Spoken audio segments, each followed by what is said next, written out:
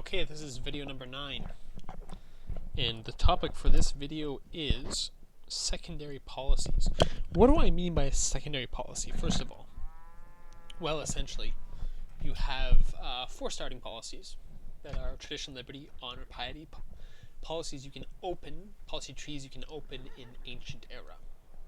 And so the secondary policy trees are basically these other policy trees, and I also include honor and piety as a secondary tree as well, because more often they are used to supplement tradition and liberty rather than to start your game as honor or piety. So traditionally, you would consider these 4 to be starting trees and these 7 to be secondary trees. So with honor and piety sort of playing a double role as both starting and secondary trees.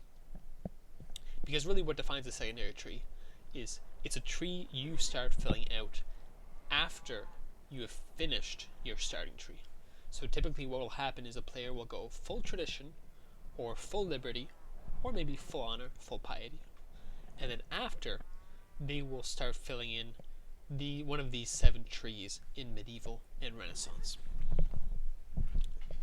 There was a basic problem with the base version of Civ 5 Brave New World, and it was very simple.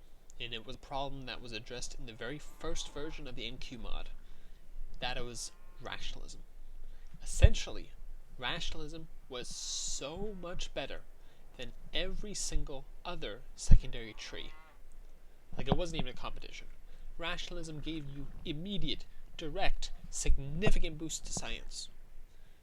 Whereas the original, piety tree, original patronage tree, original explode tree, they're all right. They were okay. They gave you, some nice things that were useful sometimes. But rationalism gave you 10% science for opening it.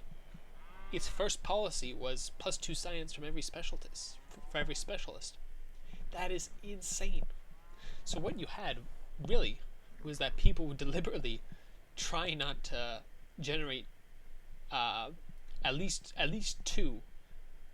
They would even try to not generate a single policy between when they finished their opener and started their secondary, because rationalism was so strong. And it wasn't unlocked until you got into Renaissance. So it was a sort of giant that dwarfed every other policy tree. Because it was so strong, you really had to take rationalism. That it was, at the very sort of core of the gameplay. It really wasn't optional. It was more towards obligatory. And this was obviously a big balance issue. One of the main issues addressed by the NQ and later Lec mod. So, what's happened to rationalism in Lec mod? Well, it's not as strong. And I say not as strong, because I think it's still the best, or clearly the best, of these sort of 7 trees. It's strong enough that you generally see players open it every game. There is no other tree that you can claim that of. Virtually everyone opens rationalism, at least one policy to rationalism, because this first policy to rationalism is 25% faster scientist generation. That's a pretty solid policy. Pretty much everyone uses that. I do not dip into rationalism as much as other players, and even I generally put at least one extra policy in rationalism. That is, I open it, and then I usually pick humanism. And if I'm playing more tall, I'll usually fill out rationalism. So, how has rationalism been nerfed? Essentially, it's been nerfed by putting those super powerful policies, that is the +10% and the +2 science per specialist. Those are now the last policy in the finisher rather than the opener in the first policy. So that the real strength of it has sort of been put at the back. And also, purchasing of great scientists has been removed. That was a feature of the base game, is that if you filled out rationalism, you could purchase scientists with faith. Way, way, way overpowered. That's gone. So you've got a rationalism tree that it's still really strong. It's just not essential. You don't have to fill it out ASAP.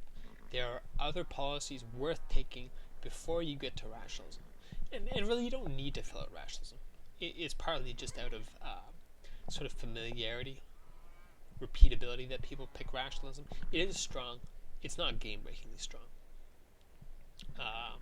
I would recommend for newer players, at least at some point, to pick the opener for the plus 25% generation, because that is considerably strong. But you don't need to invest in the rest of it.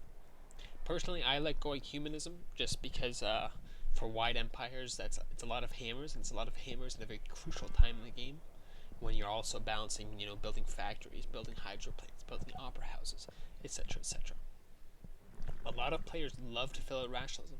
There are a couple of very good policies here. The free tech, the plus 2 science from specialists, and the plus 10% science, all very strong. Just in my opinion, not necessary. Okay, so that's rationalism. What's happened to these other 6 policy trees? Well, honor is very strong now. If you attack players and you take over their empire, I wouldn't necessarily recommend this to newer players because it does sort of require a good SimCity play as well as good war play to really pull off. Piety is a very, very common choice as a secondary tree. I've chosen in this game just to leverage the amount of faith I have. I'm going to pick a Reformation belief pretty soon here. It's kind of simple and flexible. It gives you faith, it gives you culture, it can give you happiness. You can pick a Reformation belief that can address a number of issues. Yeah, there's lots to like about this piety tree. Patronage is another common choice. It essentially allows you to ally the city-states around you. That would have been maybe a good choice in this game. I've got some nice city-states around. It basically is a buff to the base patronage tree in that you get benefits from sending trade routes out. It's not the big drain that it was before because you were giving up those internal food and production trade routes. Now you get food and production for sending out those trade routes. And you also get a number of other bonuses. Quite nice, like science for every friend and ally you have. Very nice. Exploration is sort of do-it-all coastal tree. You can use it to essentially settle many new cities in medieval or Renaissance. This is a strategy that's somewhat tough to pull off, but it can be very successful. I think I have a couple of exploration games on my channel if you take a look. It's sort of like an all-around useful coastal tree. It gives you bonuses to movement of ships and embarked units. It gives you happiness and culture from your naval buildings. It gives you production on your coast and production towards naval buildings. These are solid, nice things to have. Plus 3 science and plus combat strength. And this treasure fleets is sort of like the golden ticket in terms of growing your coastal cities. It turns every coast tile and ocean tile into a very solid thing to work to grow your cities. So I really like the exploration tree. In a lot, I would say most of my coastal games, I end up picking exploration as my secondary tree, just because it is really flexible. Like, there's just a lot of bonuses that come into play every game. Commerce is a bit niche. I'd say it's maybe a bit underused at the moment. It essentially generates you a lot of gold in a way that's different from patronage in that it's not rooted as much in the city-state influence, but is more rooted in higher gold per turn and then leveraging that towards purchasing units, purchasing buildings. So it's actually quite similar to the default commerce tree. You get special units you can build, you can buy with gold, the Lance Connect, and the Foreign Legion, both very strong units. You get extra trade routes, reduced maintenance, reduced cost in purchasing units. A bunch of nice stuff in here.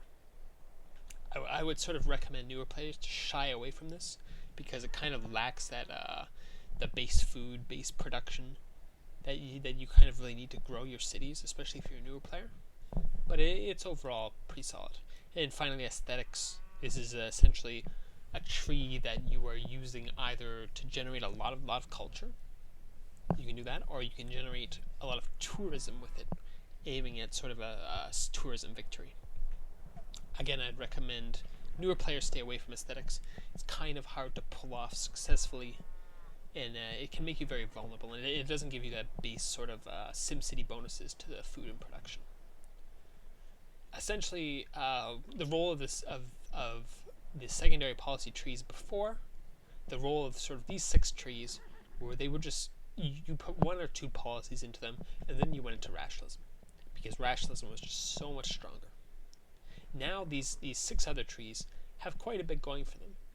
You'll see players usually put 2, 3, 4 policies in these trees before they go into rationalism in ideology. So there's a lot to like here. There's a lot you can do with your games to sort of change your approach with these secondary trees. They're in general a lot more useful. That would be the nutshell of this video. Is now, instead of rationalism being the only useful secondary tree, these all have their roles, they all have their place, they all have tools to help you win the game. And that's kind of the role of that secondary tree, is you're thinking, how do I take my start and transition towards a position I can win from?